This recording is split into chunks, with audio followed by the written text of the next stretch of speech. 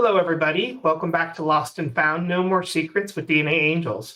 We're a nonprofit search angel organization dedicated to the assistance of individuals seeking to identify their biological parents using DNA interpretation, mapping, and extensive research. For clients struggling with news of a non-paternal event, NPE, also referred to as a not parent expected, donor conception, or adoption, we offer support and fellowship in our private online group. Services to help identify birth parents come at no cost to you. Other relatives may require a fee. My name is David Vargas, and today I'm joined by my co-host, Jessica Dean. How are you doing today, Jessica?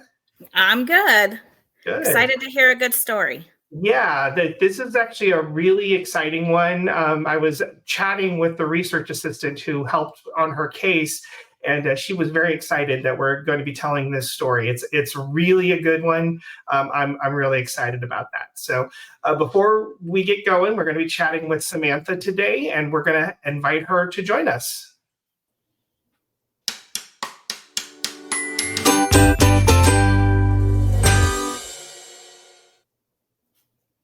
Hello, Samantha. How are you today? I'm doing well. Thank you for asking. That sounds fantastic.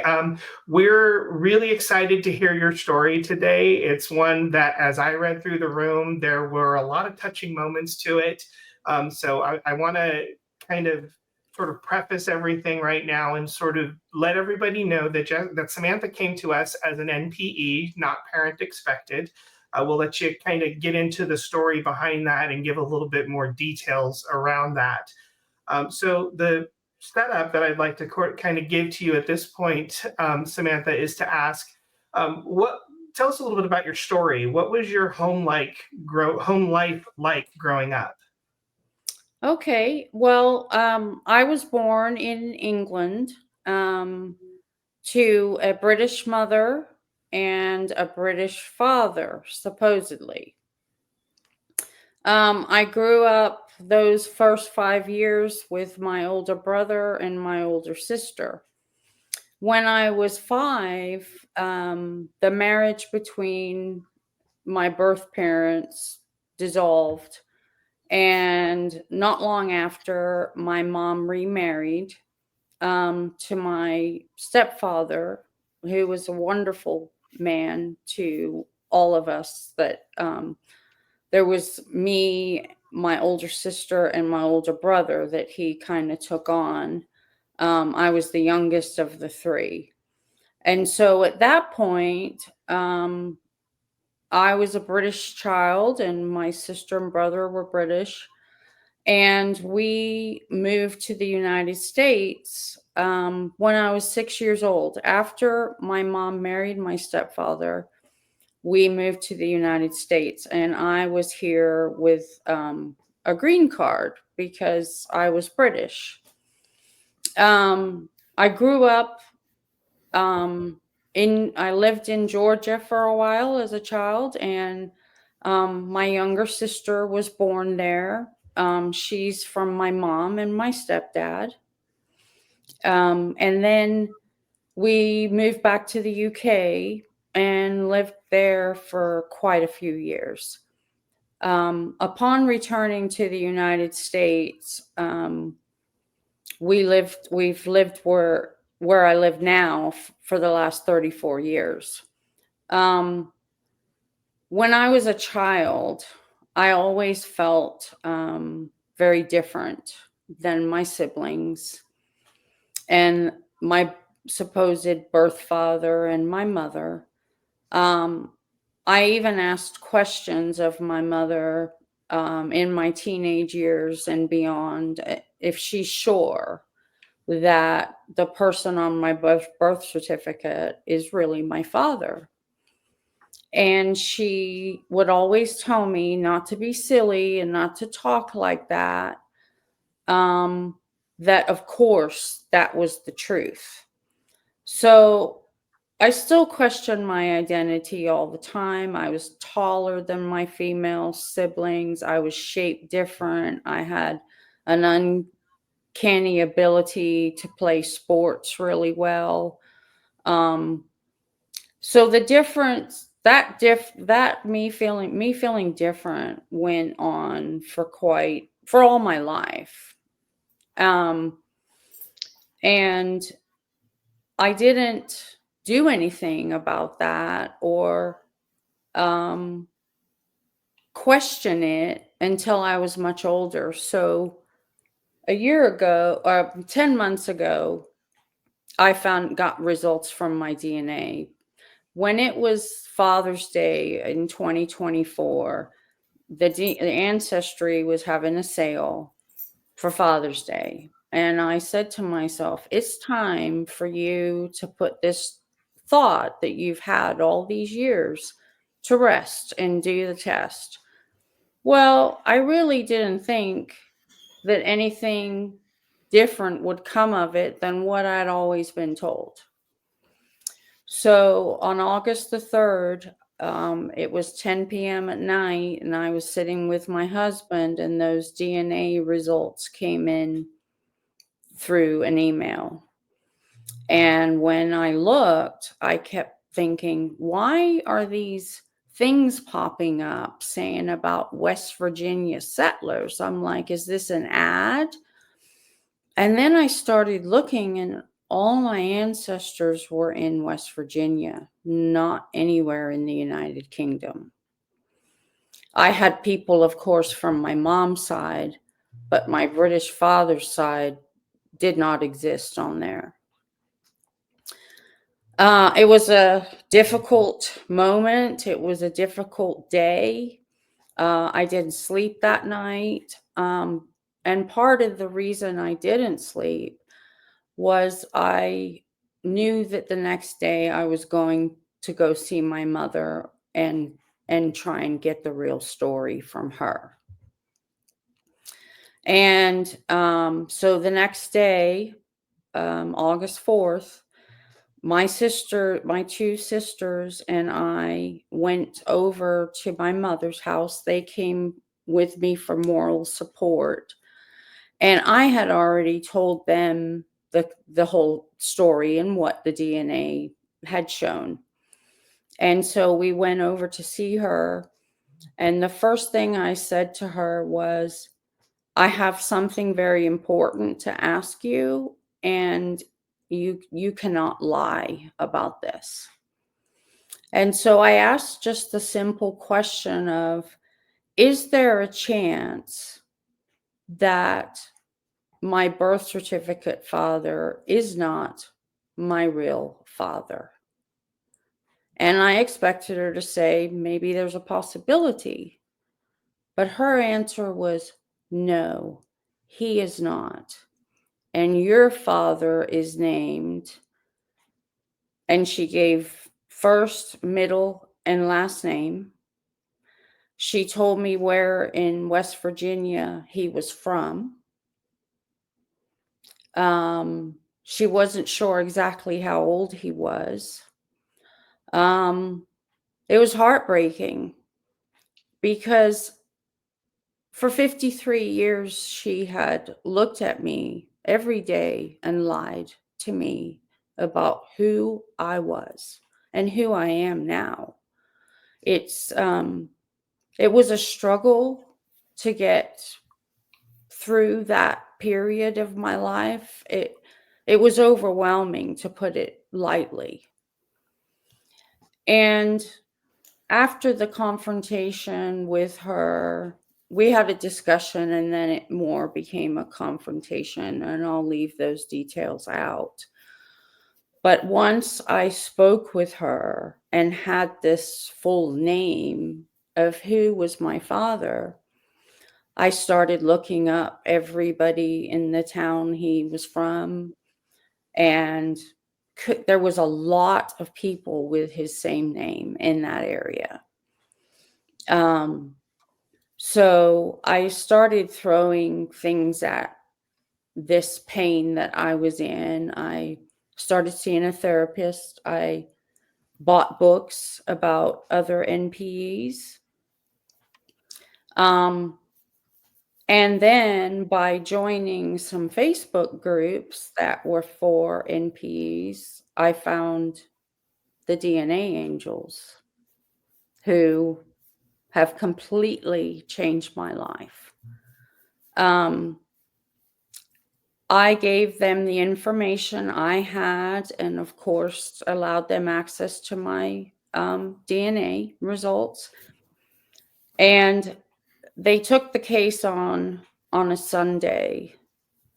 And by Tuesday, they reached out and said, we have some answers for you. And we set up a little meeting time to chat. And I found out that my mother was correct about the name. My birth father actually lives in the same town that she knew he was from. And one thing that I wanted to know was he was in the United States Air Force and he was stationed in England around the time that I would have been conceived. And so I wanted some proof that if you say this is the right guy, do you know for sure he was in the military?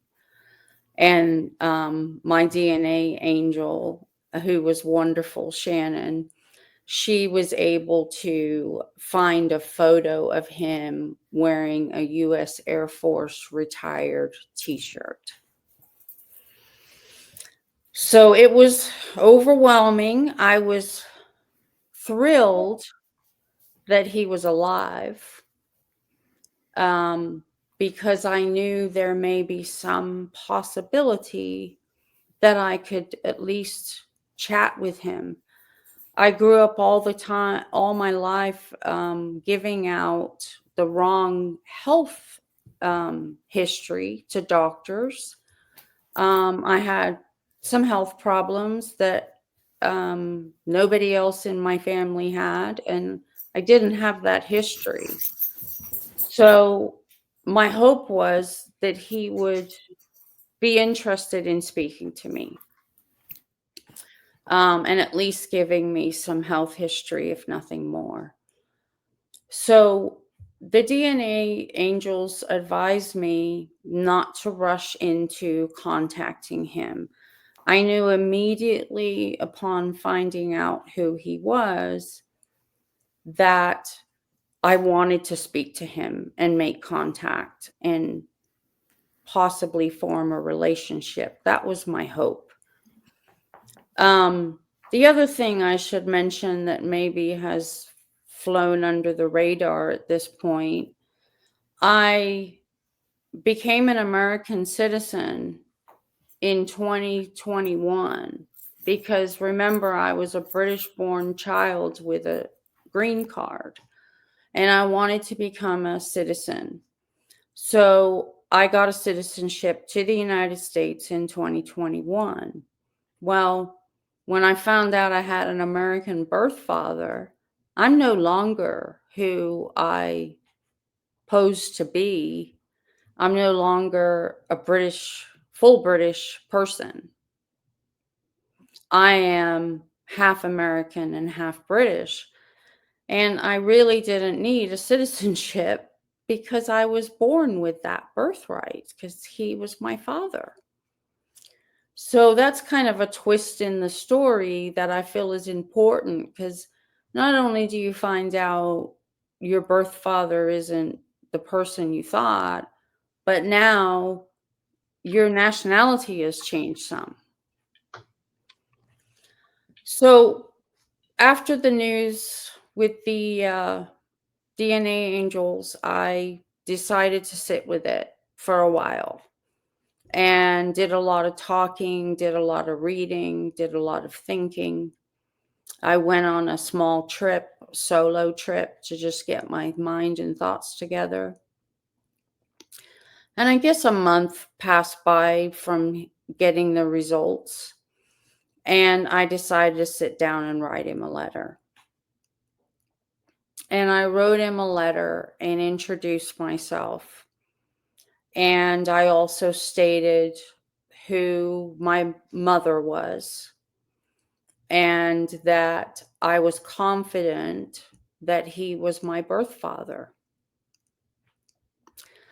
And I told him, please take your time with this. I don't expect you to respond immediately because I've had my time to sit with it.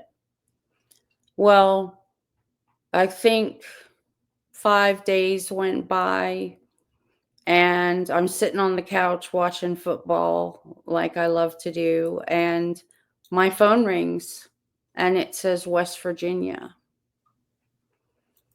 And I answered it. And on the other end was my birth father. And he was blindsided by the news. He had never been told that he had another child. My mother never told him because she was married to my birth certificate father at the time. And so she just pretended that I was my birth certificate father's child from the end of her pregnancy until 10 months ago. And so when my dad called, he said that he knew my mother, of course, and that they had had a short-lived relationship. He told me that he did not know about me because he would have never allowed me to grow up without him in my life if he'd have known. So this was only my mom's secret. This wasn't my dad's secret too. So we started talking, and it's so interesting that, and so strange to talk to someone and tell them the things you like and the things that you're good at, and hear that they have the same interests. They are good at the same things. You have a multitude of things in common. I loved chatting with him over the phone. We had more than an hour long conversation on that initial call. And then he said, I will call you a week from now. And we were going to talk more. So talking every week, sometimes twice a week, from October through the end of November. And at that point, I felt we were ready to meet, and he wanted to meet. So I booked a ticket to West Virginia and flew there, rented a car, and drove to his house. I was alone in doing that. I wanted to do it on my own. It was something that I felt I needed, and I needed it to be just me making this happen for myself and for him. And there's a video of the initial meeting, and it was a beautiful moment. I had found what was missing from me my entire life.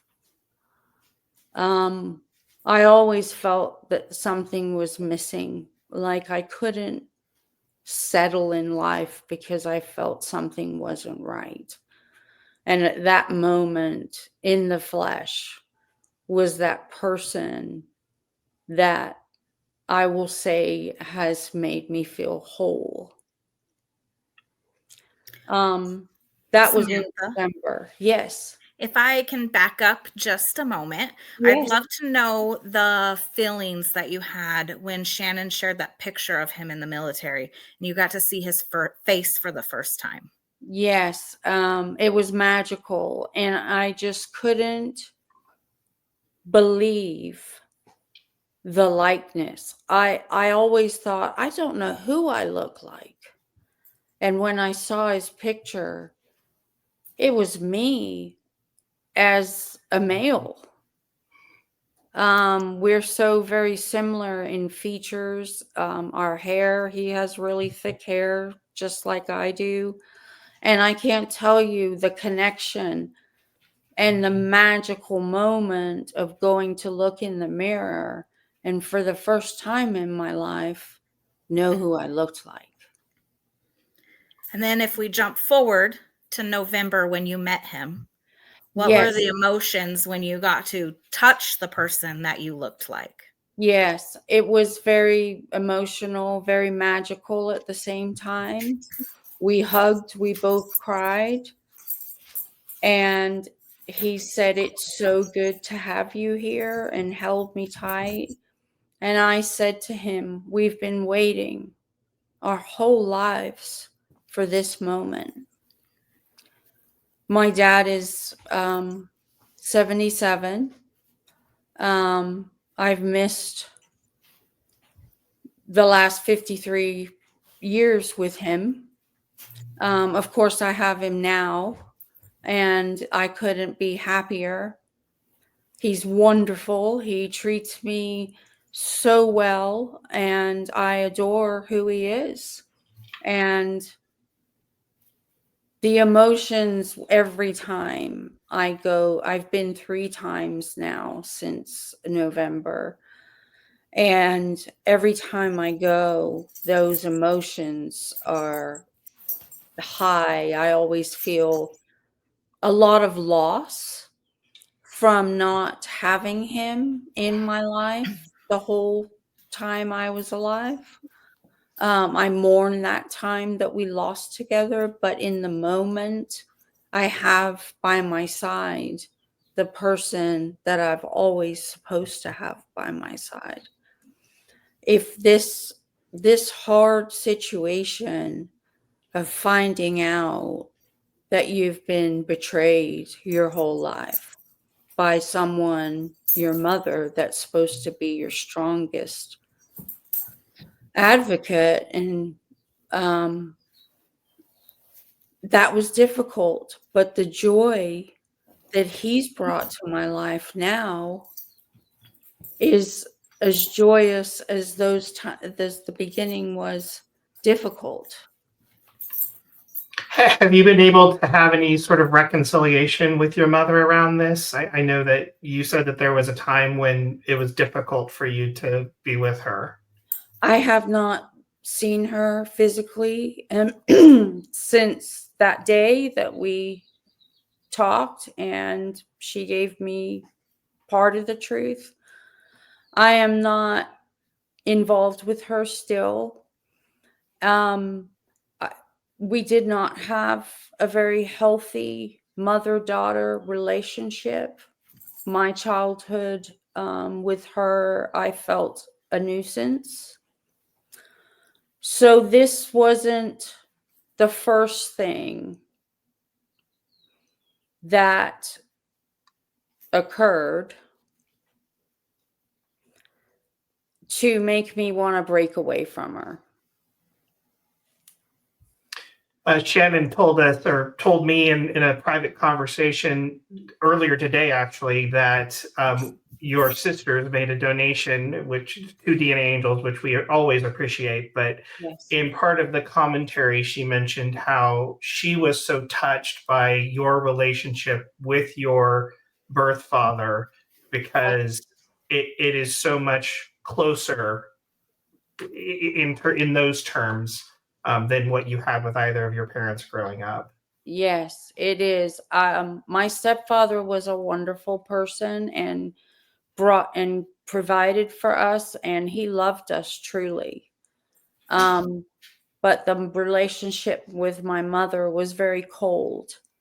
And so, as a matter of self-protection, I have decided for now, I don't know that it'll be forever, but for now, I just have to stay away and focus on what's good in my life. I have spoken to her through text messages, but there's certain parts of my story that she's still not being honest about. And I can't continue to live with more lies. And I think that that's understandable.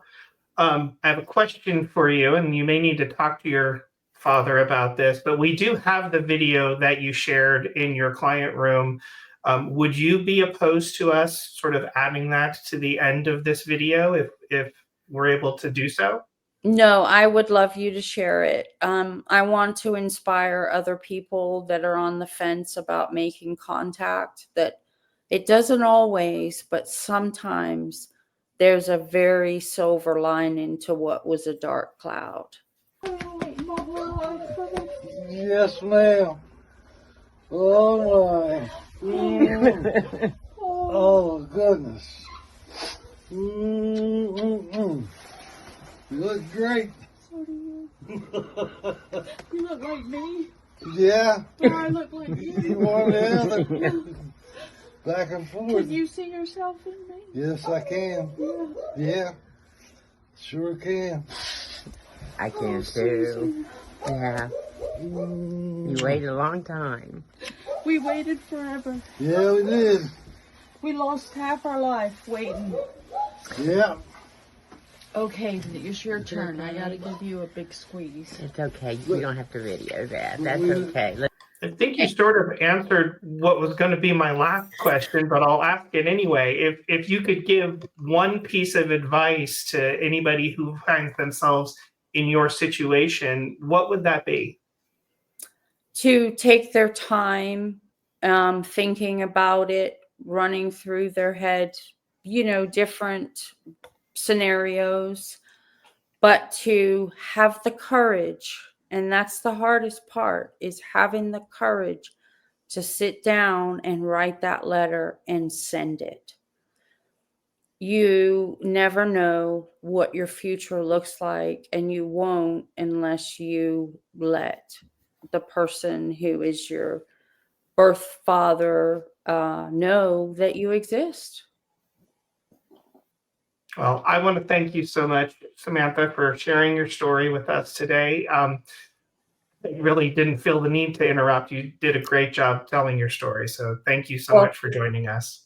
Thank you so much for having me. I really appreciate all the work that all of you at DNAngels do. We appreciate it very much. Thank you. Thank you. I just love her story. It is so fantastic, and she told it so well. I didn't almost want to interrupt her at all because she just kept telling it. So I was riveted. It was fantastic. I know she's very good at telling her story and sharing those emotions. That was the highlight of the story, was that she was so open with those emotions that are so hard sometimes. Mm-hmm. Well, we asked Samantha before we started what her favorite color was, and so we're inviting everyone to respond today with blue heart emojis for Samantha if you support her in her honestly the wonderful story that she told about meeting her father. And I'm hopeful that we can grab that video and share it with everybody because it really was amazing. It's so awesome to watch that. So I want to thank you, Jessica, for joining me today. Always a pleasure. Thank you, everyone, for watching this episode of of Lost and Found, No More Secrets with DNAngels.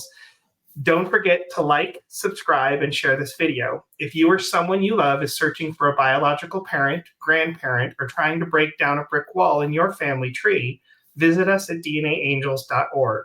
We're here to help you find answers. Parent searches are always free, donations are appreciated, and other services may come with a fee.